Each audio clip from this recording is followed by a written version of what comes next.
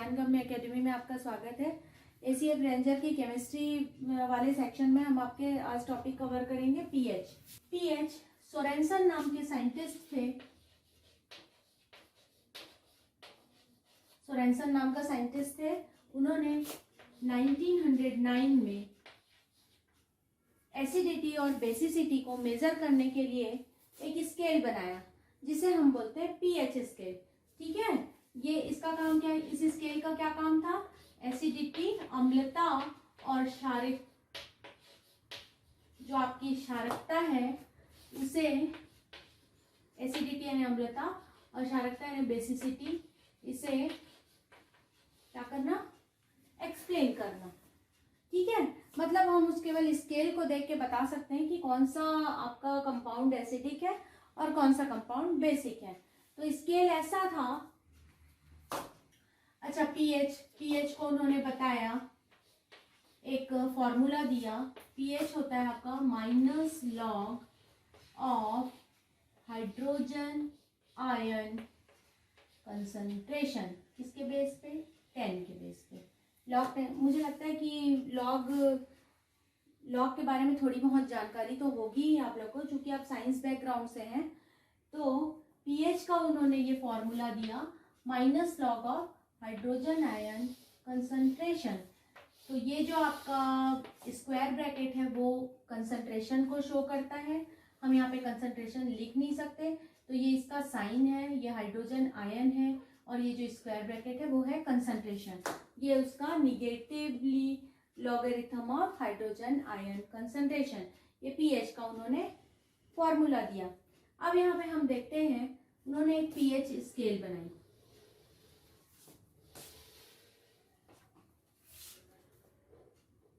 PH scale है ये यहाँ पे, और यहाँ पे उन्होंने रखा 7।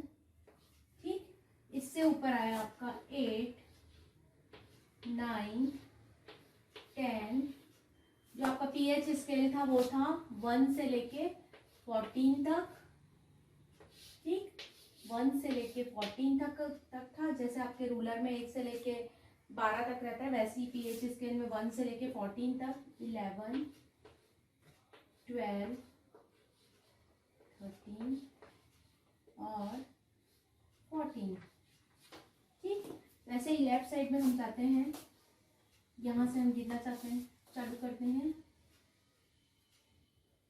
यहाँ पे आता है आपका -6। अब आपको पता है इधर जितना भी है वो माइनस में जाता है। -6 या आप 6, 5, 4, सॉरी माइनस नहीं आएगा, 4, 3, 2 और 1। ठीक, तो ये आपका पीएच स्केल है जो 7 है, जिस भी कंपाउंड या सॉल्यूशन का पीएच आता है 7 आता है, मतलब वो क्या है? न्यूट्रल है, उदासीन है।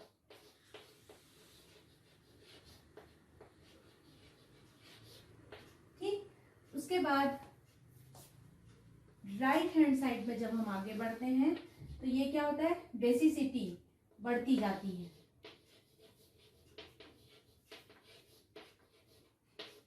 इंक्रीजेस, ये इंक्रीजेस का साइन है, इंक्रीजेस। ठीक है, और लेफ्ट साइड में जब हम इधर आगे बढ़ते हैं तो इसका मतलब ये होता है कि आपका एसिडिटी इंक्रीजेस। ठीक, मतलब 7 से ऊपर वाले जितने भी कंपाउंड होंगे वो सारे क्या होंगे? बेसिक। और 7 से नीचे वाले जितने भी कंपाउंड होंगे वो क्या होंगे? सारे एसिडिक। ठीक है, 8 पीएच आया अगर किसी सॉल्यूशन का, किसी का 9, 10, 11, 12, 13, 14, मतलब क्या होगा? वो बेसिक होंगे सॉल्यूशन, सारे क्षार होंगे। और जैसे 6, 5, 4, 3, 2, 1, ये सारे क्या होंगे? अम्ल होंगे। ठीक है, स्ट्रॉन्ग एसिड क्या होगा? 1। ठीक है, स्ट्रॉन्ग बेस क्या होगा? 13, 14, 11, 12। ठीक है, तो ये हमारा पीएच स्केल है। इसको हम ऐसे भी लिख सकते हैं 10 to the power -1, 10 to the power -2, 10 to the power -3, क्योंकि लॉग लेने के बाद ये क्या हो जाएगा? log 10 के बेस पे 10 टू द पावर -1 क्या होता है? -1 क्या होगा? 1 होगा इसकी वैल्यू। -2 क्या होगा? 2 होगा। -3 क्या होगा? 3 होगा। ऐसे 10 टू द पावर -4 4, -5 5, 6, -6 ऐसे करके 14 तक हम क्या करते हैं, एक स्केल बनाया उन्होंने, सोरेनसन नाम के साइंटिस्ट ने, जिसे हम बोलते हैं पीएच स्केल। ठीक है, अब हम आते हैं कुछ पीएच देख लेते हैं हम। इसके बाद मैं आपको न्यूमेरिकल भी करवाऊंगी जो प्रीवियस ईयर के क्वेश्चन पेपर से रिलेटेड है, और कुछ पैटर्न क्वेश्चन भी करेंगे, ताकि इसको करने के बाद अगर आपका पेपर में कुछ थोड़ा सा भी ट्विस्ट आ गया क्वेश्चन में, तो हम उसे सॉल्व कर सकें। अब हम देखते हैं, ये तो आपका माइनस लॉग, ये आपका फॉर्मूला है। उसके बाद हम देखते हैं कुछ आपको मैंने बताया था सॉल्ट कैसे बनते हैं, उसका पीएच देख लेते हैं, फिर मैं आपको पीएच का फॉर्मूला बताऊंगी।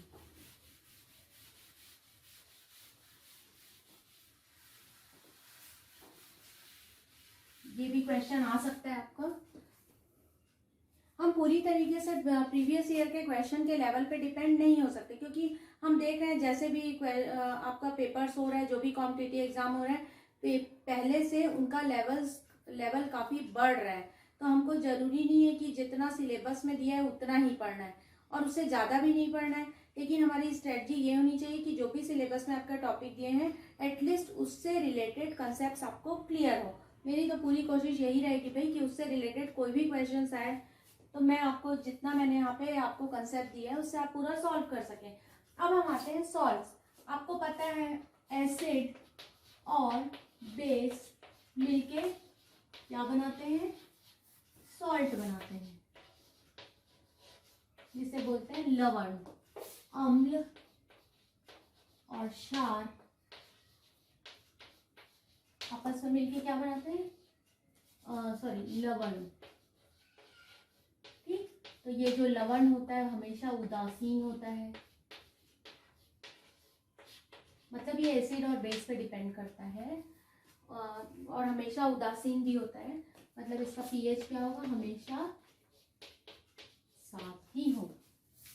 ठीक है, हम वैरायटी देखते हैं। सबसे पहले हम देखते हैं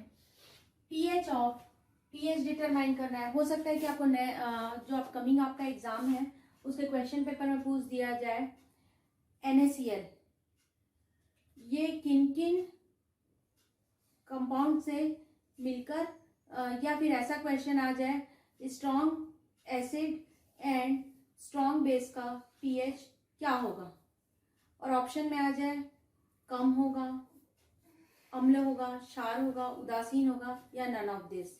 ठीक है, तो हमको यहाँ पे पहचानना आना चाहिए। तो सबसे पहले हम वैरायटी देखेंगे, salt of strong acid and strong base. ठीक, इसके लिए मैं आपके लिए सबसे बढ़िया एग्जांपल है, बहुत सारे एग्जांपल हैं, एग्जांपल्स आप लोग चाहें तो नोट कर सकते हैं।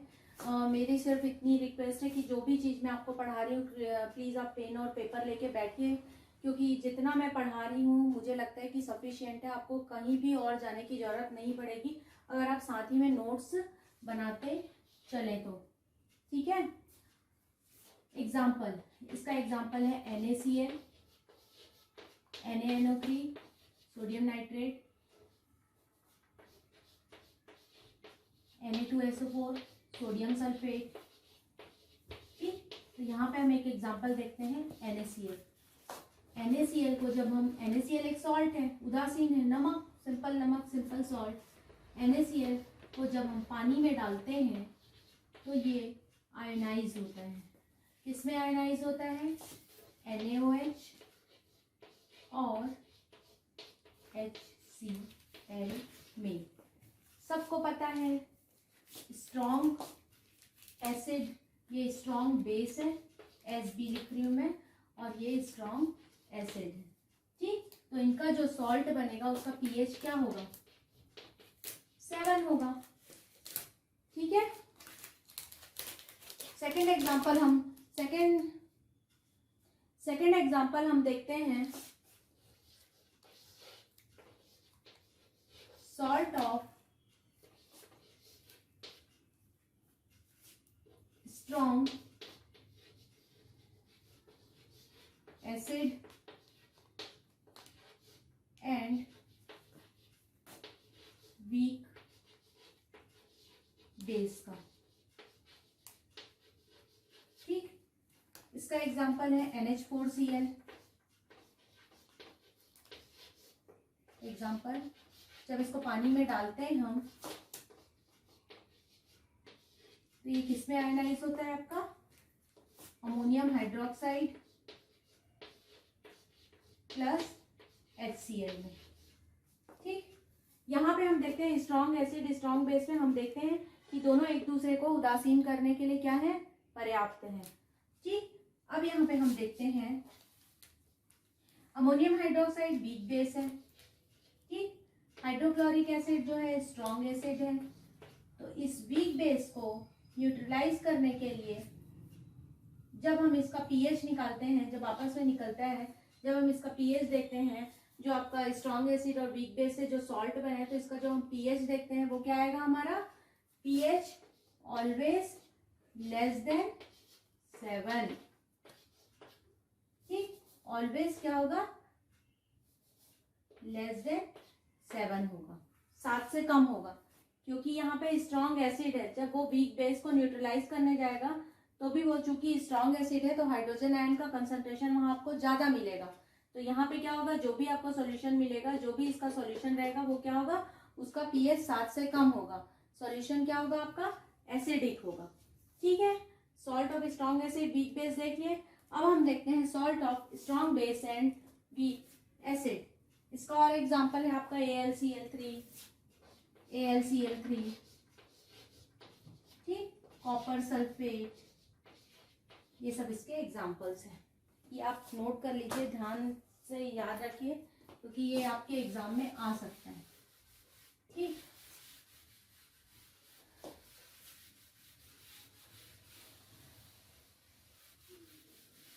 थर्ड टाइप है आपका salt of strong base and weak, क्या होगा आपका? एसिड।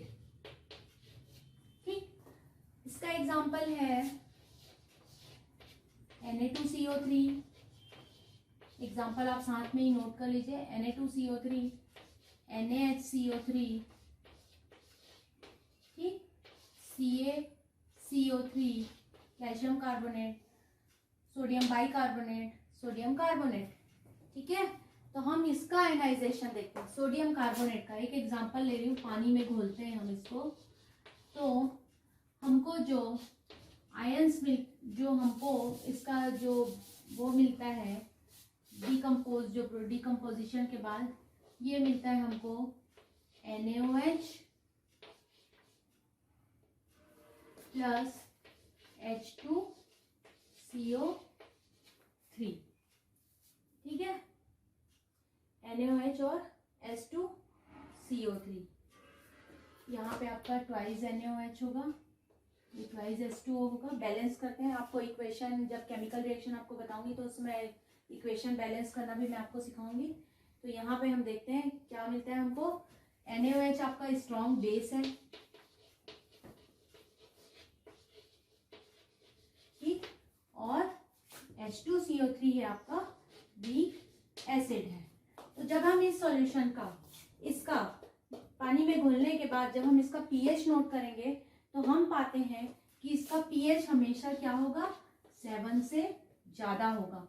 मतलब जो भी हमको सॉल्यूशन मिलेगा वो क्या होगा? आपका बेसिक होगा। ठीक, कारण ये कि जो ये स्ट्रॉन्ग बेस है उसको न्यूट्रलाइज करने के लिए हमारे पास सफिशिएंट अमाउंट में क्या नहीं है?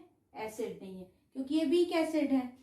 ठीक है, अब मतलब यहाँ इनकम्प्लीट न्यूट्रलाइजेशन होता है वीक एसिड के कारण। ठीक है, अब नेक्स्ट हम देखते हैं सॉल्ट ऑफ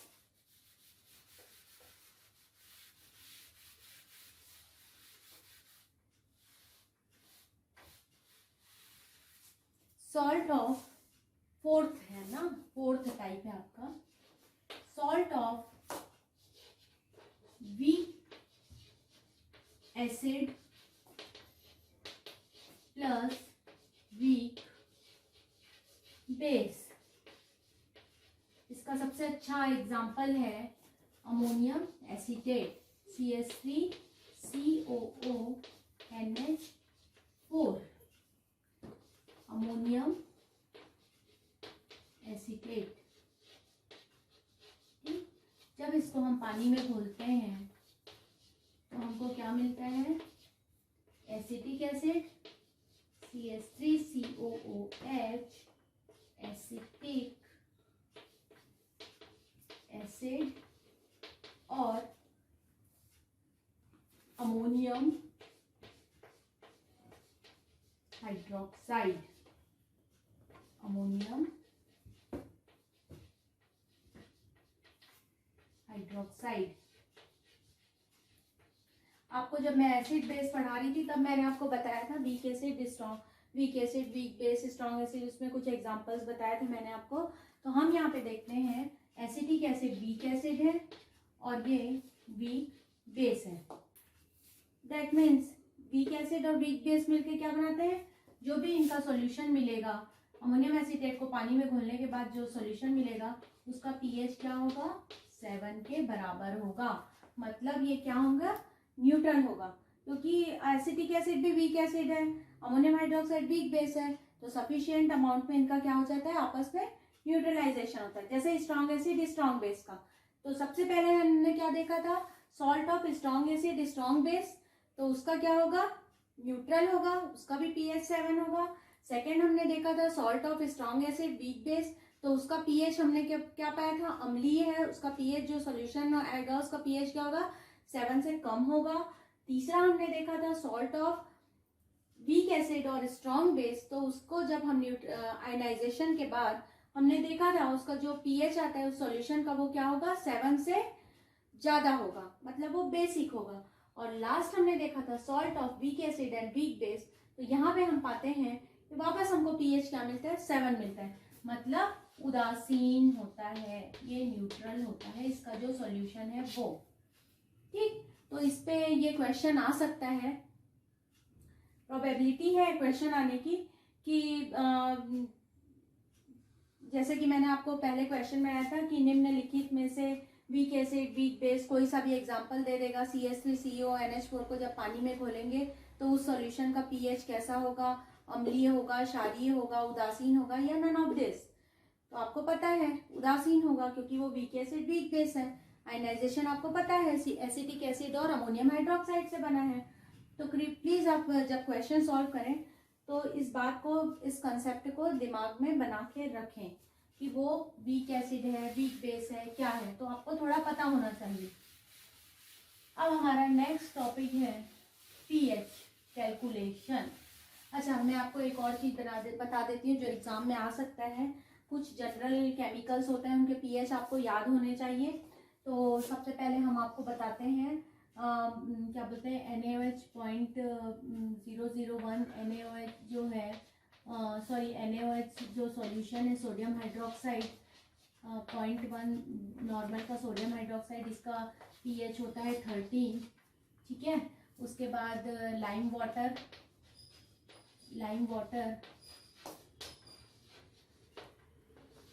कैल्शियम हाइड्रोक्साइड, इसको लाइम वाटर बोलते हैं, इसका पीएच होता है 10.5। उसके बाद होता है मैग्नीशिया, ठीक, MgOH होल राइस, इसका पीएच होता है 10। ये माइनस नहीं है ना, ये 13 है, 5 है, 10 है। ठीक, उसके बाद फिर हम आते हैं, ये हो गया आपका मैग्नीशियम हाइड्रोक्साइड। उसके बाद मिल्क का पीएच आपका होता है 6.8। ठीक, फिर ह्यूमन सलाइवा मतलब लार, ठीक, ह्यूमन सलाइवा, इसका जो पीएच होता है 6.4 होता है। ठीक है, इसके बाद हम आते हैं, इधर आते हैं हम आपका टोमेटो, इसके बाद हम आते हैं आपका टोमेटो जूस, जो ब्लैक कॉफ़ी होती है, ब्लैक कॉफ़ी, इसका जो पीएच होता है 5.0 मतलब एसिडिक होगा। उसके बाद होता है टोमेटो जूस,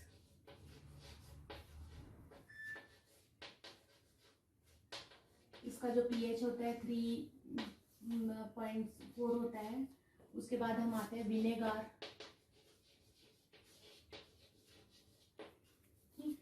इसका जो पीएच होता है आपका विनेगार का पीएच होता है 3। फिर लेमन जूस,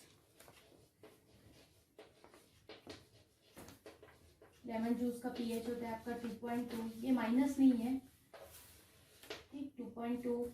और उसके बाद आता है गैस्ट्रिक जूस,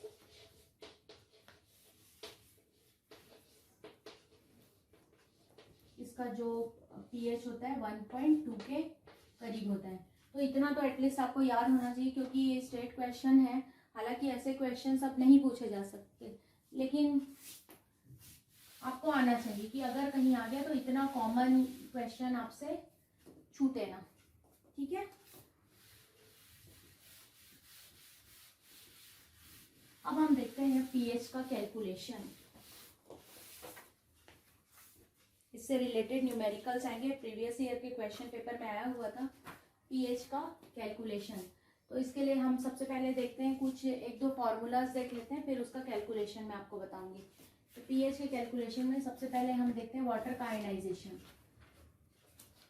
ये आप हमेशा याद रखेंगे, वाटर की जो मोलैरिटी होती है, molarity of water is always 55.55, ये आपको याद होना चाहिए, ठीक। हम यहाँ पे देखते हैं वाटर का जब आयनाइजेशन होता है, ठीक, इसको बोलते हैं सेल्फ आयनाइज्ड। तो ये किस में टूटता है, H+ आयन और OH- आयन, ठीक है। तो और जब वाटर का, इसको बोलते हैं सेल्फ आयनाइजेशन, वाटर का को वाटर में मिलाने से आयनाइजेशन होता है, वो होता है एक H3O+ आयन में और एक OH- आयन, ठीक है। इसको बोलते हैं हम हाइड्रोनियम आयन, ठीक। तो यहाँ पे हम अब ये चूंकि डिसोसिएशन हो रहा है, डिकम्पोजिशन हो रहा है, तो इसके लिए हम एक फॉर्मूला लिखते हैं डिसोसिएशन कांस्टेंट का, K, ठीक। K को बोलते हैं डिसोसिएशन कांस्टेंट। इसमें प्रोडक्ट का कंसंट्रेशन, ये प्रोडक्ट है आपका और ये रिएक्टेंट है H3O+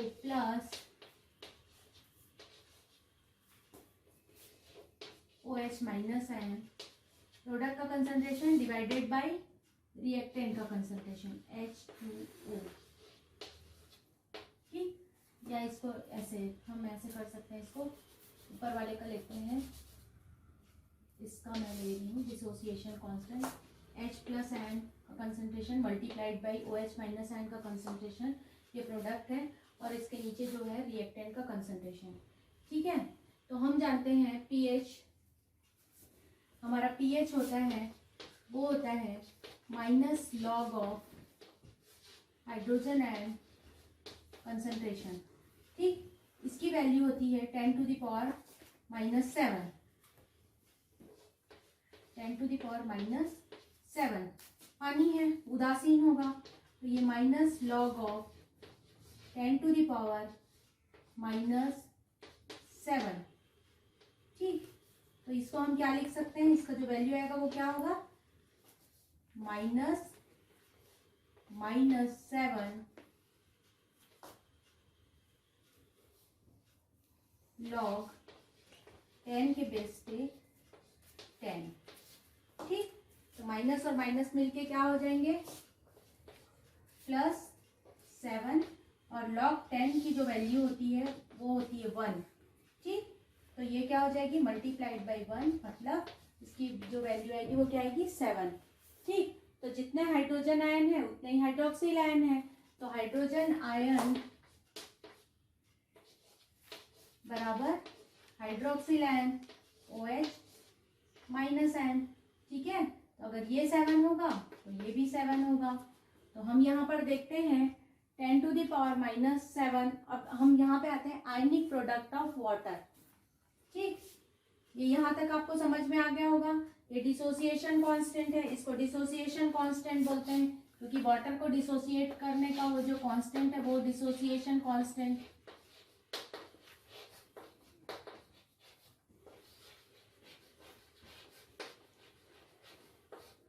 ठीक, ये डिसोसिएशन कांस्टेंट है। यहाँ पे हाइड्रोक्सी रिएक्टेंट का मल्टीप्लिकेशन डिवाइडेड बाय प्रोडक्ट का मल्टीप्लिकेशन। यहाँ पे हमको पता है पीएच क्या होता है, minus log of hydrogen ion concentration, इसको minus log of hydronium ion concentration भी बोल सकते हैं। ठीक, हाइड्रोजन और हाइड्रोनियम एक ही है। हाइड्रोनियम आयन कंसंट्रेशन इसकी वैल्यू होती है 7, और चूंकि हाइड्रोजन आयन हाइड्रोक्सिल आयन के बराबर है तो ये भी 7 होगा। ये 10⁻⁻7 अगर ये है तो 10⁻⁻7 ये भी होगा। अब हम आते हैं आयनिक प्रोडक्ट। ठीक है, दोनों आयंस का जो प्रोडक्ट होता है इसे मैं मिटा रही हूँ। ठीक है, अब हम आते हैं आयनिक प्रोडक्ट।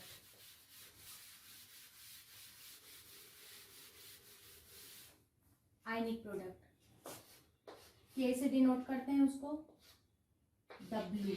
वाटर का आयनिक प्रोडक्ट है, तो आयनिक प्रोडक्ट कौन कौन से आयन में टूटे हैं, वो हाइड्रोजन आयन में और मल्टीप्लाइड बाय हाइड्रोक्सिल आयन में। ठीक, ये 10⁻⁻7 है, इसको मल्टीप्लाई करेंगे 10⁻⁻7 से, तो ये क्या आएगा 10⁻⁻14। तो वाटर का आयनिक प्रोडक्ट कितना है, KW कितना है 10⁻14। ठीक है, तो अब हम इसको जब इसका लॉग लेते हैं pH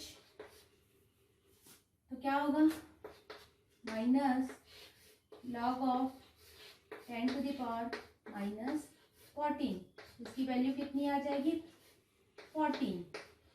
ठीक है, तो अब हम देखते हैं डिसोसिएशन कांस्टेंट और आपका आयनिक प्रोडक्ट ऑफ वाटर में क्या रिलेशन है।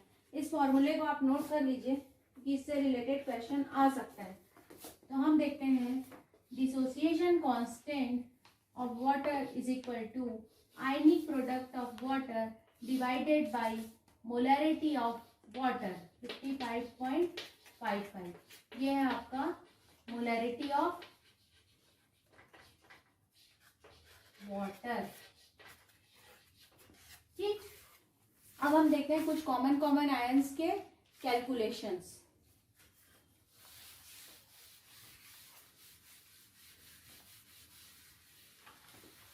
ये आपके प्रीवियस ईयर के पेपर्स में आया था, इसका कैलकुलेशन आप ध्यान से देखेंगे।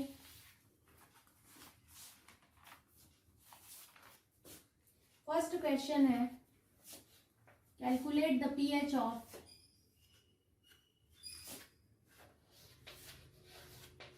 calculate the pH of following compounds।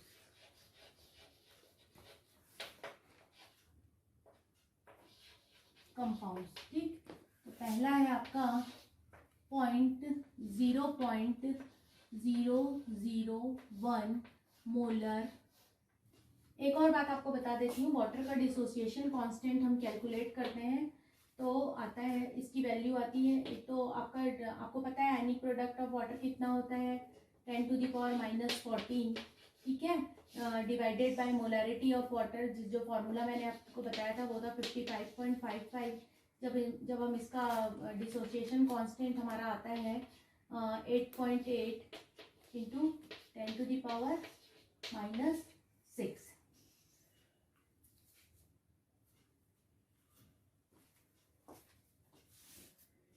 Sorry 1.8 into 10⁻, जब इसको कैलकुलेट करेंगे तो ये आएगा 1.8 इंटू 10⁻⁻6। ठीक है, ये आपका वाटर का डिसोसिएशन कांस्टेंट है, वाटर का डिसोसिएशन कांस्टेंट। अब मैं आपको यहाँ पे बताती हूँ, calculate the pH of the following compounds. यहाँ पे हम कुछ न्यूमेरिकल्स देखेंगे। तो सबसे पहला कंपाउंड है हमारा point, calculate the pH of 0.001 molarity of nitric acid. ठीक है, तो हम यहाँ पे देखते हैं। सबसे पहले हमको अगर ये सॉल्व करना है तो हमको आयनाइजेशन पता होना चाहिए।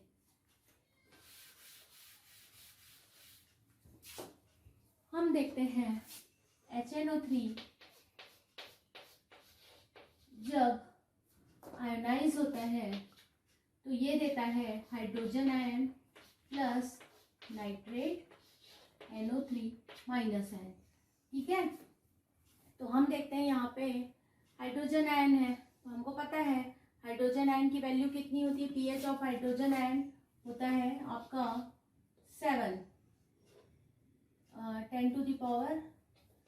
पीएच क्या होता है, पीएच होता है minus log of hydrogen ion concentration.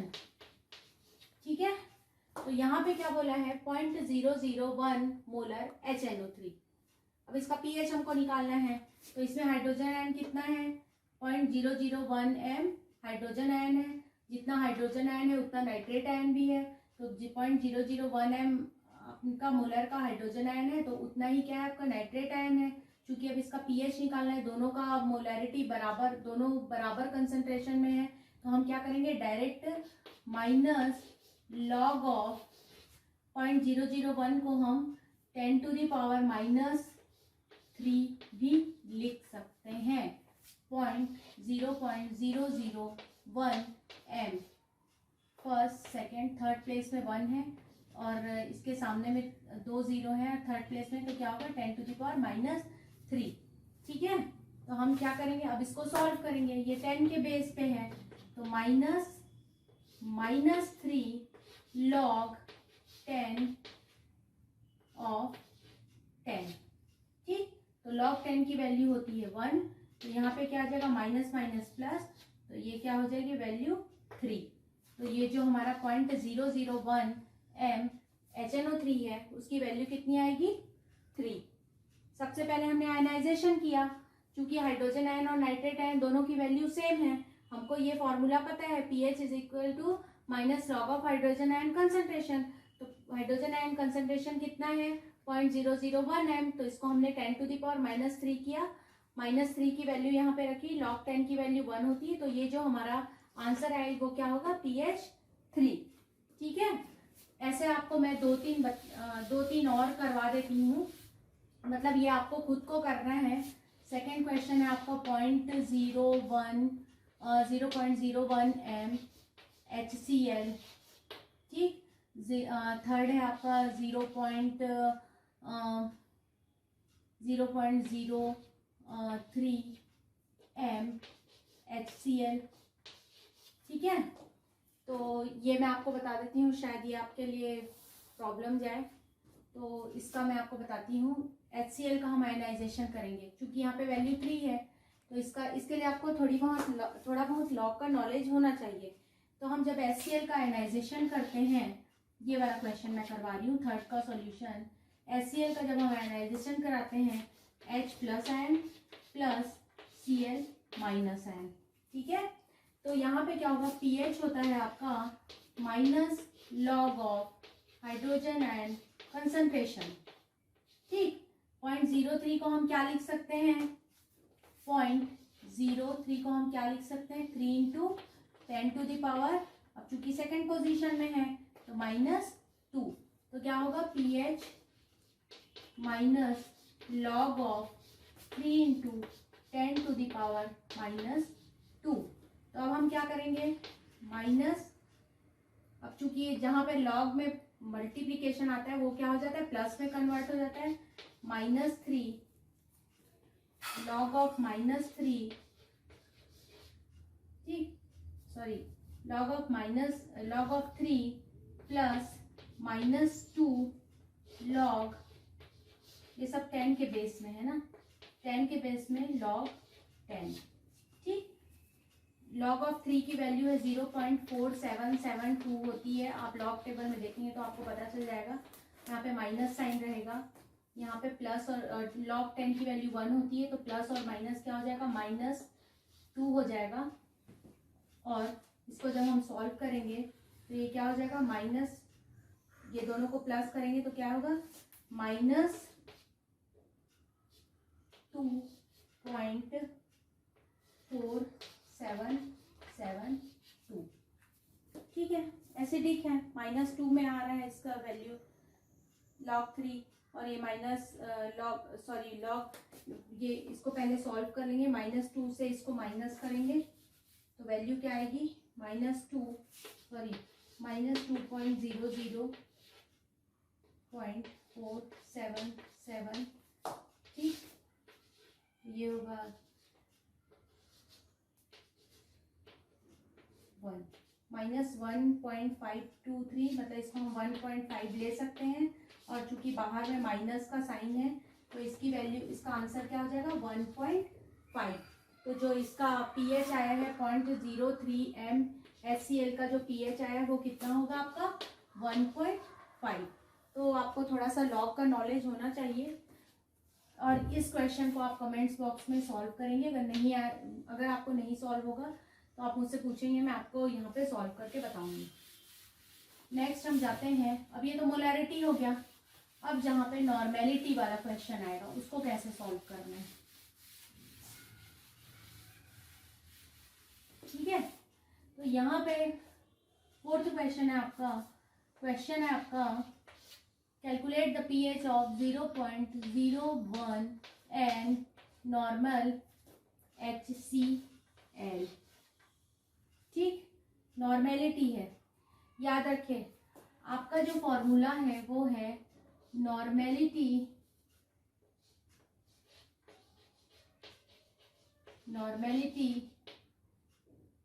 Sorry, इसको हमको पहले मोलैरिटी में कन्वर्ट करना पड़ेगा, क्योंकि जो भी हमारा कंसंट्रेशन है वो मोलैरिटी में हम कैलकुलेट करते हैं।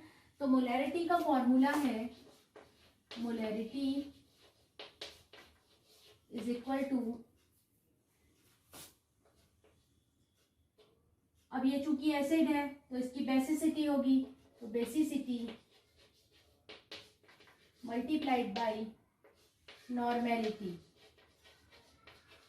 ठीक, तो आप यहाँ पे देखेंगे HCl की बेसिसिटी क्या है, ये मोनोबेसिक है, एक हाइड्रोजन आयन देता है, एक हाइड्रोक्सिल आयन को न्यूट्रलाइज करेगा, तो इसका जो बेसिसिटी है वो क्या होगा, इसकी बेसिसिटी 1। ठीक, 1 है, नॉर्मेलिटी इसकी 0.01 N है, तो इसकी मोलैरिटी क्या आ जाएगी, 0.01 M, मोलैरिटी ऑफ HCl 0.01 की इतनी। ठीक, फिर सिंपल, वो pH of minus log of hydrogen and concentration.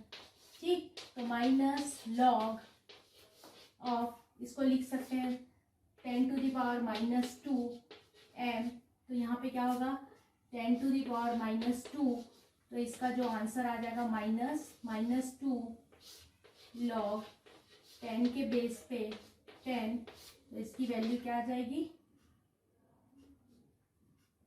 2, तो मतलब 0.01 एंड नॉर्मल HCl का जो वो है आपका pH है वो कितना आएगा 2।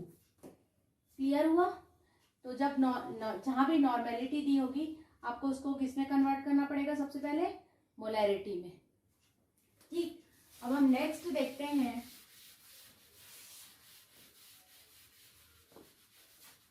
0.01 नॉर्मल H2SO4। ठीक, तो यहाँ पे आपको मोलैरिटी निकालते बन जाएगा, यहाँ पे मोलैरिटी निकालेंगे, ये आप खुद सॉल्व करेंगे, ये कमेंट्स बॉक्स में आप मुझे सॉल्व करके ये मुझे बताएंगे। अगर कोई डाउट होता है तो वहाँ पे मैं आपके का डाउट क्लियर करूंगी और ये क्वेश्चन सॉल्व भी करके बताऊंगी। ठीक है, अब हम आते हैं NaOH में। हम देखते हैं 0.01 नॉर्मल NaOH का, सोडियम हाइड्रोक्साइड बेस है ना, तो इसका कैसे कैलकुलेट करते हैं। जब सोडियम हाइड्रोक्साइड को आयनाइज करेंगे तो ये किसमें टूटेगा आपका, sodium ion plus OH minus N। ठीक है, हमको पता है, अब हम यहाँ पे देख रहे हैं, हमने देखा था जितना H प्लस N होता है उतना ही क्या होता है, OH माइनस N होता है। ठीक है, तो यहाँ पे सोडियम हाइड्रोक्साइड किसके बराबर है, सोडियम आयन किसके बराबर है, हाइड्रोक्सिल आयन के बराबर है।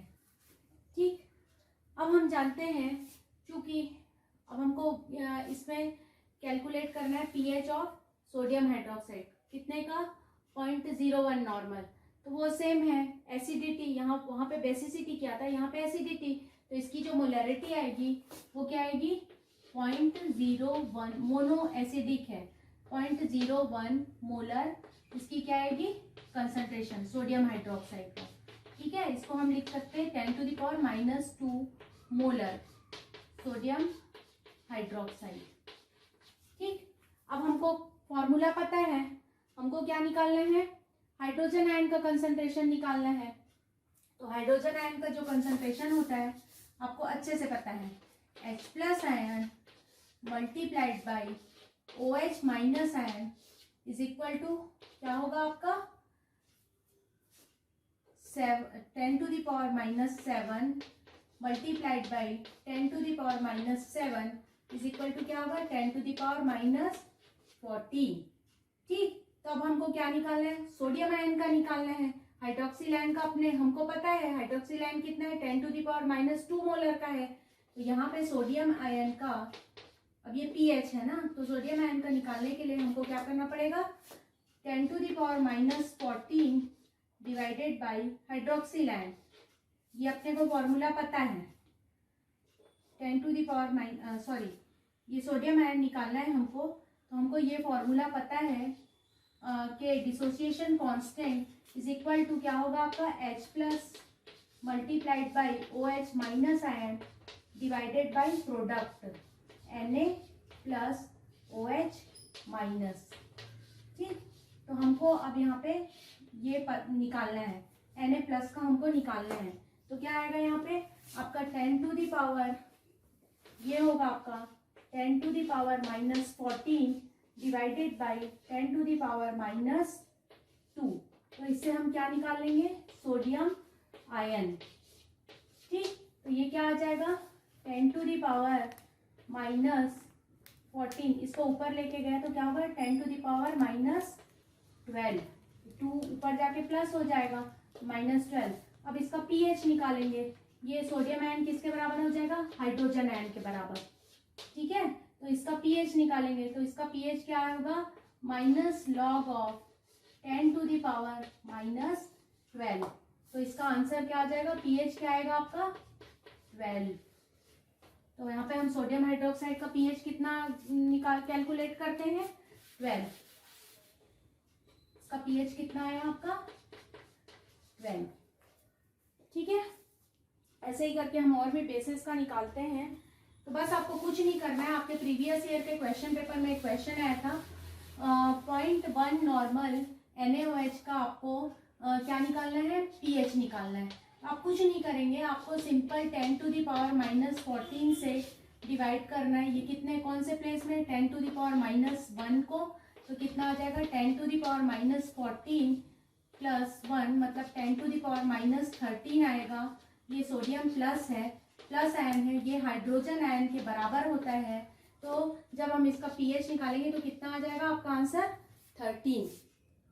ठीक है, तो ये आपको ये कैलकुलेट करने तो आ गया होगा। आपका एक दो क्वेश्चन आपको और बता देती, 0.001 मोलर इसका क्या बोलते हैं NH4OH का निकाल सकते हैं आप। ये आप निकाल के कैलकुलेट करने की कोशिश करिएगा, नहीं बनेगा तो मैं आपको कमेंट्स बॉक्स में मुझे ये सॉल्व करके बताइए। अगर नहीं बनेगा तो मैं आपका क्वेश्चन या आपको फिर से न्यूमेरिकल के लिए एक और वीडियो प्रोवाइड कर दूंगी। ठीक है दोस्तों, मुझे लगता है कि यहाँ तक तो चीज़ें आपको क्लियर हो गई होंगी। कुछ प्रीवियस ईयर के क्वेश्चन पेपर में मैं देख लेती हूँ मैं आपको बता देती हूँ कि अभी तक हमने एसिड बेस पढ़ा, पीएच पढ़ा, तो कौन कौन से क्वेश्चन हम कवर किए। तो प्रीवियस ईयर का क्वेश्चन है ये आपका सॉरी 2018 में जो ACF का आपका पेपर हुआ था, उसका केमिस्ट्री वाला सेक्शन है, उसमें आपका 24 नंबर का क्वेश्चन है। उसने 24 नंबर के क्वेश्चन में ये पूछा था कि निम्नलिखित में से कौन सा लुईस क्षार है, which of the following is Lewis base. ठीक है, तो आपका क्वेश्चन था निम्न में से कौन सा लुईस क्षार है। ठीक, मतलब लुईस बेस। आपके ऑप्शंस थे Cu2+, बी था आपका बोरॉन ट्राइक्लोराइड, सी था आपका निकल, डी था आपका कोबाल्ट कार्बन मोनोऑक्साइड और ई था आपका नन ऑफ दिस। ठीक, तो इसमें हम देखते हैं कॉपर का जब हम इलेक्ट्रॉनिक विन्यास देखेंगे तो हम देखेंगे Cu2+ है, तो वो क्या हो जाएगा, उसके पास तो कोई भी लोन पेयर इलेक्ट्रॉन नहीं है। आप उसका इलेक्ट्रॉनिक कॉन्फ़िगरेशन देखेंगे तो आपका कॉपर होता है 29, तो ये होगा 1s2। कॉपर के पहले आपका आता है आर्गन।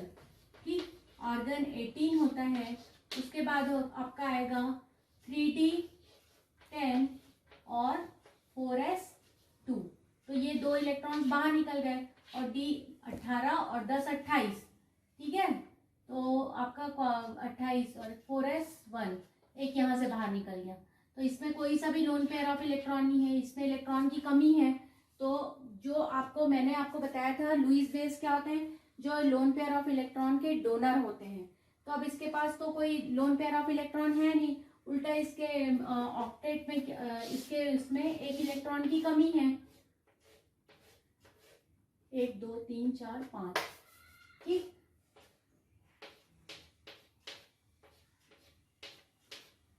तो इसको तो एक इलेक्ट्रॉन की कमी है, इसके पास लोन पेयर इलेक्ट्रॉन डोनेट करने के लिए नहीं है, इसको तो उल्टा अपना स्टेबिलिटी के लिए इलेक्ट्रॉन्स चाहिए, तो ये लुईस बेस हो ही नहीं सकता।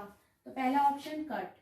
बोरॉन ट्राइफ्लोराइड, तो इसका एग्जांपल मैंने आपको बताया था कि अमोनिया इसको क्या करता है, इसमें इसका ऑक्टेट कंप्लीट करने के लिए अमोनिया अपना इसको लोन पेयर ऑफ इलेक्ट्रॉन देता है, तो ये क्या है, ये लुईस एसिड है, तो ये भी लुईस बेस नहीं हो सकता।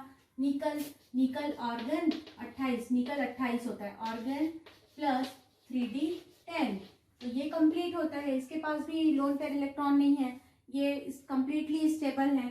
बचा कार्बन मोनोऑक्साइड।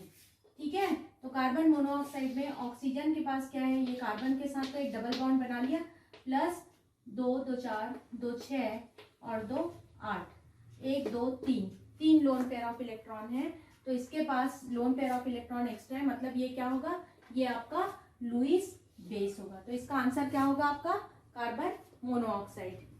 नेक्स्ट क्वेश्चन है 25 नंबर का, the pH of 0.1 NaOH solution, वो मैं आपको कैलकुलेट करके बता चुकी हूँ, जिसका आंसर आया था आपका 13।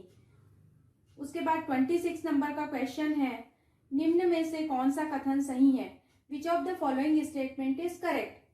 पहला स्टेटमेंट है NH3 से CH4 अधिक अम्लीय है, CH4 is more acidic then NH3, तो ये आपको पता है कि ये गलत है।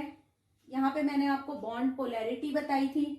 ठीक, HI से HF अधिक अम्लीय है, एसिडिक है, तो ये सही है। बॉन्ड स्ट्रेंथ के हिसाब से मैंने आपको बताया था, ग्रुप में जब हम ऊपर से नीचे आते हैं तो क्या होता है, साइज बढ़ती जाती है और बॉन्ड स्ट्रेंथ कम होता जाता है, तो हाइड्रोजन आयोडाइड है वो आसानी से रिलीज करेगा, तो HI HF से अधिक अम्लीय है, फिर ये आपका सही हो गया। अब आपको आगे के ऑप्शन में जाने की जरूरत ही नहीं है। ठीक है, HBr HCl से ये गलत है, अधिक अम्लीय नहीं होता। HCl HF से वो पूरी सीरीज मैंने आपको बताई थी, HF फिर HCl HBr और HI, ये था आपका एसिडिटी का क्रम, एसिडिटी आपका इधर बढ़ रहा था। ठीक है, तो ये क्वेश्चन भी हमने सॉल्व कर लिया, कवर हो गया हमारा। अब ये 27 नंबर का क्वेश्चन है, pH of pure water is changed on addition of CH3COONA, जो मैंने आपको टाइप्स ऑफ पीएच बताया था, strong acid, strong base, strong base, इस तरीके का। विशुद्ध पानी में CH3COOH COONA मिलाने, सोडियम एसीटेट मिलाने पर पानी का पीएच में परिवर्तन होता है, वह इस प्रकार है। तो आपको पता है CH3COONA किसमें टूटता है? CH3COOH वाटर के प्रेजेंस में ना, H प्लस NaOH में। तो यहाँ से क्लियर है, ये वीक एसिड है और ये स्ट्रॉन्ग बेस है। तो इसका पीएच क्या होगा? वीक एसिड स्ट्रॉन्ग बेस का मैंने आपको बताया था 7 से क्या होगा? ज्यादा होगा, मतलब जो विलियन है वो क्या होगा? क्षारीय होगा। तो इसका जो आंसर है वो है 27 का A, मोर देन 7। ठीक है, तो दोस्तों यहाँ तक मैंने आपको पूरा बताया। मुझे लगता है कि और भी मैंने जो कंसेप्ट दिए हैं वो उसके अपकमिंग एग्जाम में जो भी क्वेश्चंस आएंगे शायद उसे सॉल्व कर लें अगर आप ध्यान से पढ़ें तो। और अगर आपको ये मेरा वीडियो पसंद है तो प्लीज़ इसे ज़्यादा से ज़्यादा लाइक करें, शेयर करें, सब्सक्राइब करें। Thank you.